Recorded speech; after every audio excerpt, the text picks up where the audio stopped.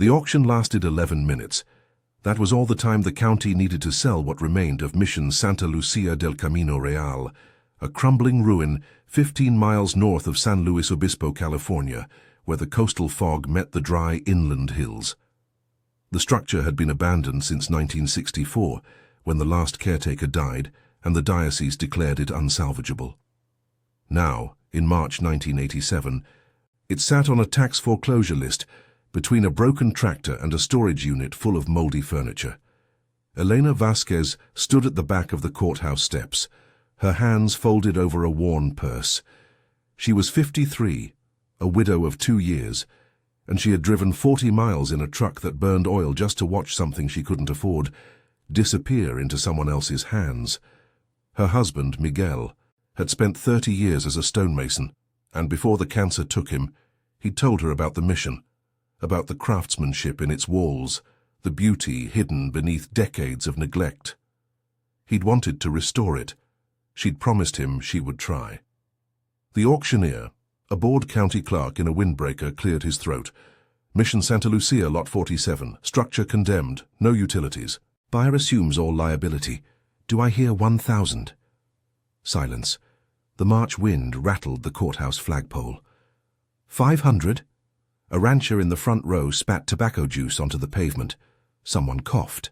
A woman in a real estate blazer checked her watch. 100? Nothing. The clerk sighed and shuffled his papers. Final call.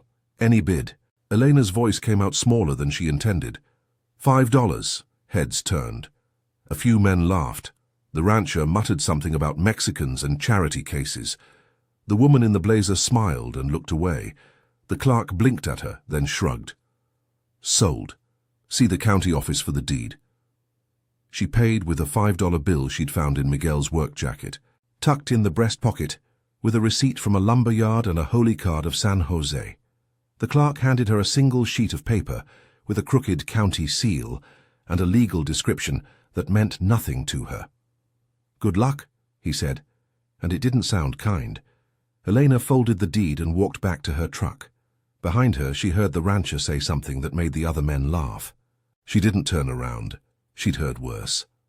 The mission sat at the end of a rutted dirt road that branched off Highway 101, hidden behind a stand of eucalyptus trees and overgrown manzanita. Elena drove there the next morning, the truck rattling over stones and dried creek beds. The road hadn't been maintained in decades. Branches scraped the sides of the truck. A red-tailed hawk watched her from a fence post. When she pushed through the brush, she stopped and stared. The bell tower leaned like a drunkard, its walls cracked and separating. The adobe walls, once whitewashed, were streaked with water stains and bird droppings. The roof had collapsed inward, leaving jagged rafters pointing at the sky like broken ribs. Ivy and wild mustard grew through the windows. The wooden doors had rotted off their hinges decades ago, leaving the entrance a dark rectangle that led nowhere. But the stonework— Miguel had been right about that. Beneath the decay, the arches still held their shape. The foundation stones, hewn from local sandstone, fit together with the precision of men who'd learned their trade in Spain 2 centuries ago. The bell tower, despite its lean, showed no signs of falling. The front facade, though stained and crumbling, still bore the outline of carved crosses and rosettes. Elena walked through the empty nave, her footsteps echoing off cracked plaster. Pigeons burst from the choir loft, their wings beating against the silence. Sunlight poured through holes in the roof, illuminating columns of dust that hung in the air like ghosts. The floor was buried under debris, collapsed beams, chunks of plaster, broken tiles, bird nests, beer cans left by teenagers. She found the old sacristy in the back, its door half buried under fallen beams. It took her an hour to clear the entrance, hauling wood and plaster outside with her bare hands. The work made her sweat despite the cool morning air. Her back ached, her fingers bled. Inside, the sacristy smelled of mildew and old incense. Shelves sagged under the weight of ruined vestments and moth-eaten linens. A wooden cabinet, its doors swollen shut with moisture, stood against the far wall. Elena pried it open with a crowbar from Miguel's toolbox. The wood cracked and splintered. Inside, wrapped in oilcloth, was a leather-bound ledger. Elena lifted it carefully. The oilcloth crumbled at her touch, but the ledger beneath was intact. The pages were brittle, the ink faded to brown, but the handwriting was clear. Entries in Spanish, dated from 1791 to 1834. Names, amounts, shipments. She recognized some words: plata, oro, real de minas, silver, gold, royal mines. Her hands trembled as she turned the pages. The ledger documented tithes and tributes collected by the mission from local ranchos and coastal traders, payments in kind, cattle, grain, hides, payments in coin, Spanish reals and silver pesos. But near the end, the entries changed. References to the vault beneath the chapel floor and safekeeping until the secularization passes. A note dated April 1834, written in a different hand. Sealed by order of Padre Ignacio. May God preserve what men would steal. Elena sat on the dusty floor, the ledger open in her lap, and understood. The mission had been one of 21 built along El Camino Real to convert native populations and secure Spanish control of California. When Mexico secularized the missions in the 1830s, stripping the church of its land and wealth, some priests had hidden their treasures rather than surrender them to corrupt officials. This mission, remote and forgotten, might have been one of them. She looked at the floor of the sacristy. Packed earth, hard as concrete after 150 years. If there was a vault, it wouldn't be here. It would be beneath the nave, under the altar where the congregation once knelt. Elena closed the ledger and stood. Outside, the wind moved through the eucalyptus trees, making them whisper like old men remembering things they shouldn't say. Chapter 2. The Discovery. Elena spent the next 2 weeks clearing debris from the nave. She worked alone, hauling broken beams and chunks of plaster in a wheelbarrow she'd bought at a yard sale for $3. Her back ached every morning, her hands blistered and bled through work gloves. The sun burned her neck and arms. Neighbors from the nearest ranch, the Morrison place 3 miles south, drove by once and slowed down to stare. Elena waved. They didn't wave back. She learned later they'd told people in town that a crazy Mexican woman was living in the ruins like a squatter. On the 15th day, she uncovered the altar platform, a raised stone dais at the east end of the nave. The flagstones were larger here, cut from granite instead of sandstone, each one weighing several hundred pounds. They'd been set with such precision that weeds couldn't grow between them. Elena knelt and ran her fingers along the seams, feeling for anything unusual. One stone near the center had a slight depression, as if worn by something other than foot traffic. She traced the outline with her finger. The depression formed a cross, no more than an inch deep, invisible unless you were looking for it. She wedged the crowbar into the gap at the edge of the stone and leaned her weight against it. The stone resisted. She tried again, grunting with effort. The stone shifted with a grinding sound, then lifted an inch. She worked the crowbar deeper and pushed. The stone rose, pivoted, and fell aside with a crash that echoed through the empty building. Beneath it, she found not earth but empty space, a shaft descending into darkness. Elena went to the truck and retrieved Miguel's old camping lantern, a heavy Coleman model that still worked. She lit it, tied a rope around one of the remaining roof beams, and tested the knot. Then she lowered herself into the hole. The shaft was narrow, barely wide enough for her shoulders. The walls were rough stone, carved directly from bedrock. She descended 10 feet, her boots scraping against the sides, before her feet touched bottom. The vault was small, no more than 8 feet square, carved directly into the bedrock beneath the mission. The walls were lined with wooden shelves, dark with age and surprisingly intact. On those shelves sat rows of iron-bound chests, their locks rusted but still fastened. Elena counted 12 chests. She set the lantern down and opened the nearest one. The lock broke with a twist of the crowbar. Gold coins, Spanish doubloons, minted in Mexico City, each stamped with the double pillar insignia of Charles III. They filled the chest to the rim, hundreds of them, glinting in the lantern light. She opened another chest. Silver bars, tarnished black with age, stacked like cordwood. Each bar bore the stamp of the Royal Spanish Mint and weighed several pounds. A third chest held jeweled chalices, candlesticks, and a monstrance encrusted with emeralds. Sacred objects, hidden to keep them from being melted down for their metal. Elena climbed out of the vault and sat on the altar steps, breathing hard. The lantern flickered in the draught. Outside, a raven called from the eucalyptus grove. The sun had moved across the sky while she was below ground. It was late afternoon. She knew what she had found. She also knew what it meant. This wasn't just treasure. It was a responsibility that would change everything.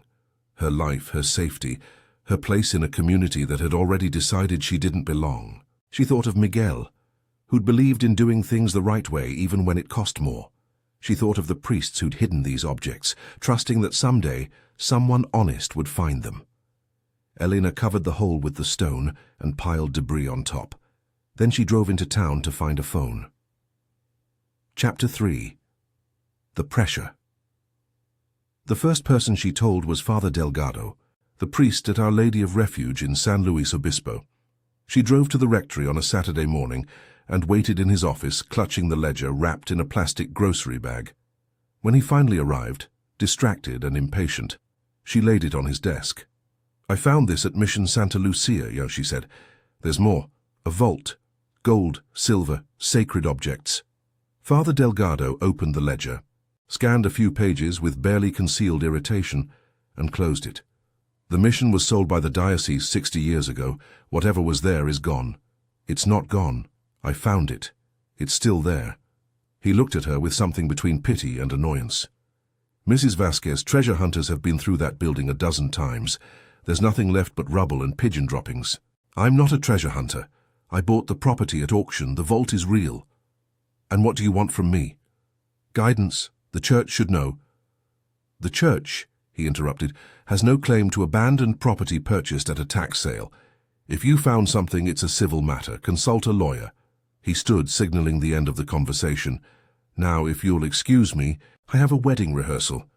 Elena left the rectory with the ledger under her arm.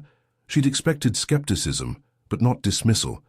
She'd expected the church to care about its own history, its own artifacts. Instead, Father Delgado had treated her like a nuisance, another poor woman with delusions. She tried the County Historical Society next. The director, a retired schoolteacher named Barbara Holt, listened politely and examined the ledger with gloved hands. Her office smelled of old paper and lemon furniture polish. "This is extraordinary," she said after 20 minutes.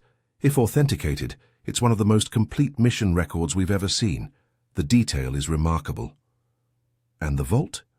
Barbara hesitated. She set the ledger down and folded her hands. "Mrs. Vasquez, you should understand. If there is a cache of mission-era artifacts, it could belong to the state of California, the federal government, or the descendants of the original Chumash and Salinan tribes. Property law around archaeological finds is extremely complicated. I'm not trying to steal anything. I just want to do the right thing. Then document everything. Take photographs. Don't remove anything else from the site, and get a lawyer before you tell anyone else, especially the media." Elena nodded, but she could see the doubt in the woman's eyes. Barbara didn't entirely believe her. She thought Elena was a desperate widow clinging to a fantasy, someone who'd bought a ruin for $5 and needed to justify the purchase with stories of hidden gold. Word spread anyway. Small towns have no secrets, especially when those secrets involve treasure. By the end of the month, the story had reached the Morrison Ranch, where the foreman mentioned it to a feed supplier, who mentioned it to Carson Briggs. Briggs owned 4,000 acres of grazing land and a feedlot operation that employed half the county. He was 62, broad-shouldered, with a face weathered by decades of outdoor work. His family had been ranching in San Luis Obispo County since the 1870s, when his great-grandfather bought land from a bankrupt Spanish family for pennies on the dollar. He'd tried to buy the mission property from the county before the auction, intending to bulldoze it and expand his water access. The $5 sale to a widow had been an insult he hadn't forgotten. He drove to the mission on a Thursday afternoon, his white Silverado kicking up dust on the narrow road. Eleanor was on the roof replacing shingles with salvaged wood when she heard the engine.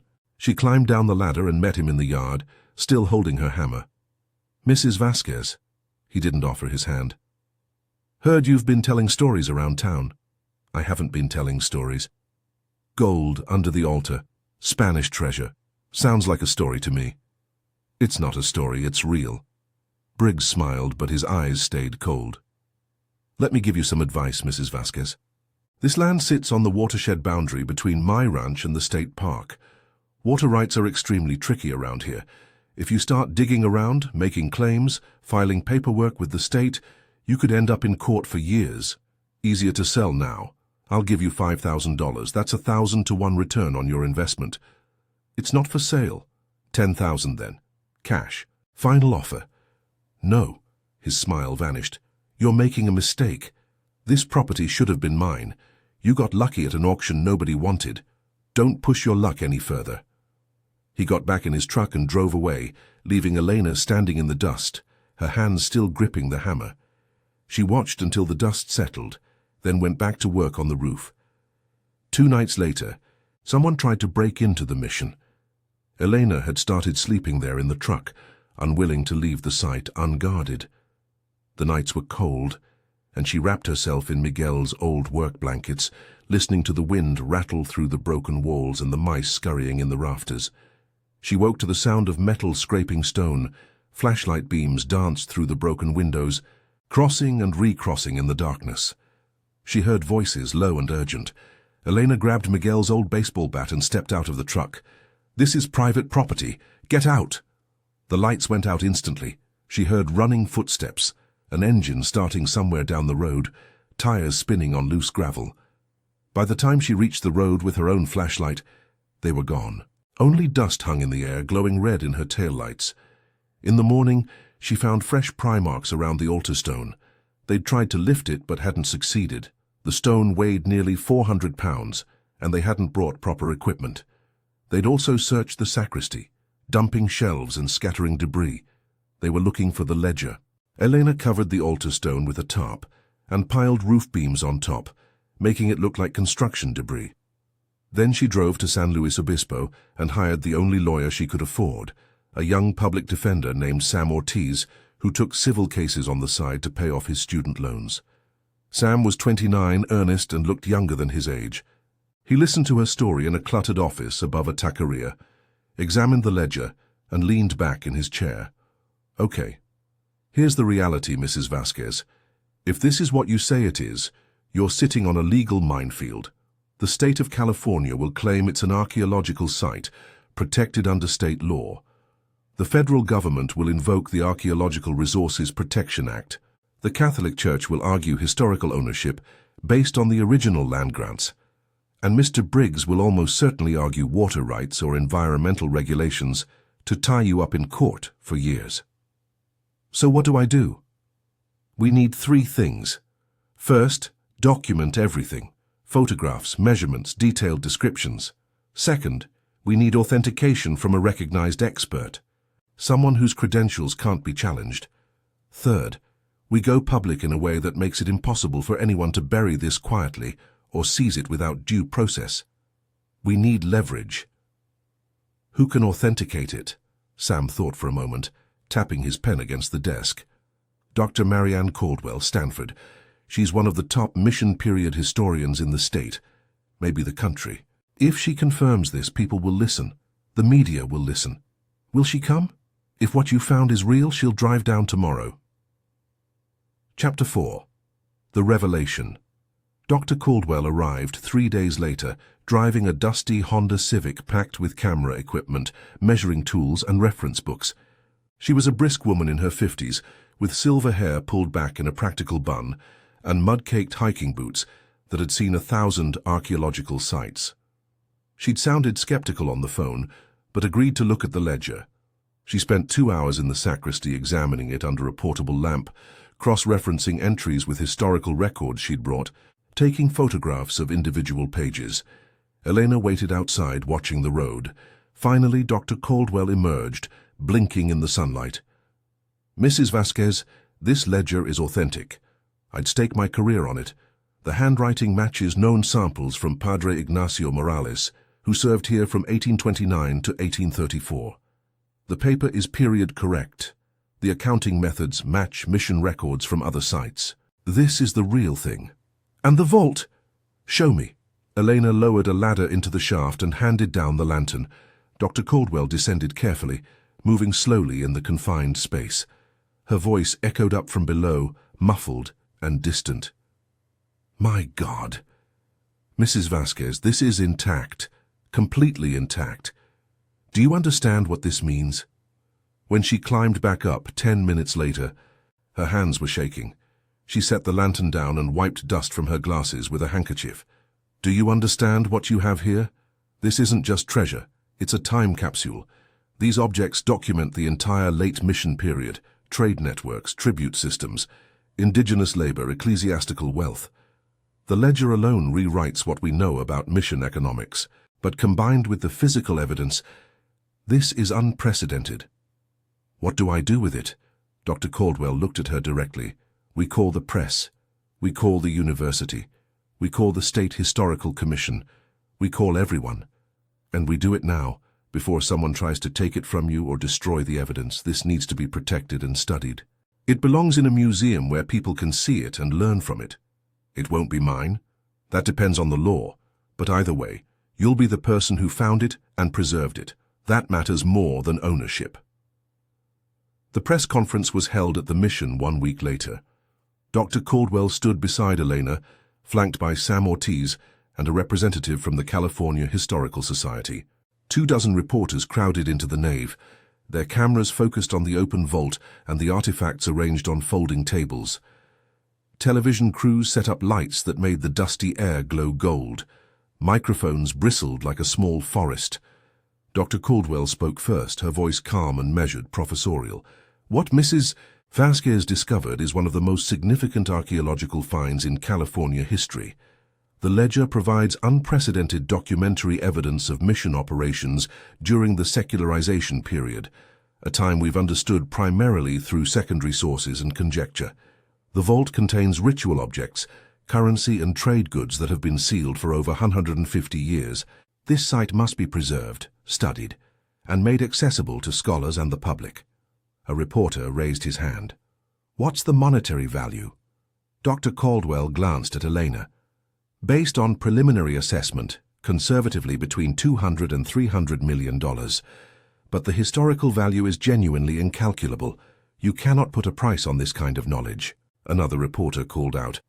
Mrs. Vasquez, what made you look under the altar? Eleanor stepped forward. Her voice was quiet but steady. My husband was a stonemason. He taught me to see what buildings are trying to tell you. He taught me to respect the work of people who came before us. The ledger mentioned a vault. I trusted the people who built this place to tell the truth. A television reporter pushed to the front. What will you do with the money if it's ruled yours? Restore the mission. Make it beautiful again, the way it was meant to be. So people can see what we almost lost. Carson Briggs stood at the back of the crowd, his face red, his arms crossed. When the questions ended and reporters began packing their equipment, he pushed forward. This is fraud. She planted that ledger herself. There's no way some widow finds $300 million under a rock. This whole thing is a scam. Sam Ortiz stepped between them smoothly. Mr. Briggs, if you have evidence of fraud, I invite you to present it in court. Otherwise, you're committing slander against my client in front of 24 witnesses. Briggs jabbed a finger past Sam at Elena. You don't deserve this. You're nobody. You're a squatter who got lucky. Elena met his eyes without flinching. I'm the woman who bought a ruined building for $5 and had the patience to look beneath the rubble. I'm the woman who respected what other people threw away. That's all it took, Mr. Briggs, patience and respect. The cameras captured everything. The exchange ran on the evening news across California. The legal process took 18 months. The state of California filed a claim, arguing the artifacts were protected archaeological resources. The federal government invoked cultural patrimony laws. The Catholic Church, suddenly interested, argued historical ownership based on the original Spanish land grants. Carson Briggs hired 3 lawyers to challenge Elena's title to the property, arguing the county auction had been improperly advertised. Sam Ortiz, now working with a pro bono team from Stanford Law School, fought every motion and filed counterclaims. In the end, a federal judge ruled that Elena Vasquez held clear legal title to the property and its contents under California property law. The artifacts, however, were determined to be of such historical significance that they qualified as public trust resources. The state of California negotiated a settlement. The artifacts would be permanently transferred to the California State Museum in Sacramento, where they would be displayed in a dedicated Mission Santa Lucia gallery. Elena would receive a finder's fee of $30 million. The mission itself would be restored at state expense as a California State Historical Park, with Elena serving as a paid consultant and lifetime administrator at a salary of $75,000 per year. On the day the settlement was finalized, Elena stood in the renovated nave. The building was unrecognizable. Steel beams now braced the walls. A new tile roof kept out the rain. The windows had been restored with period-accurate glass.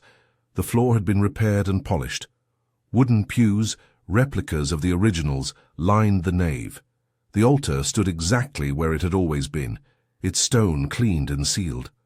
Sunlight poured through the windows, warm and golden, illuminating the space the way it must have looked 200 years ago, when priests and neophytes gathered for Mass. A small bronze plaque on the wall read, Mission Santa Lucia del Camino Real, restored 1989, in memory of Miguel Vasquez, stonemason, who saw beauty where others saw ruin. Elena placed her hand on the cool stone of the altar and closed her eyes. She thought of Miguel, who died believing the mission would crumble into dust. She thought of Padre Ignacio, who'd sealed the vault trusting that someday truth would matter more than greed. She thought of all the people who'd walked away from this place, seeing only garbage where there was gold. She whispered a prayer, not for wealth but for the persistence to see what others overlooked. In a forgotten place, beneath ridicule and threat and doubt, truth had waited. And truth, patient and stubborn as stone, had won.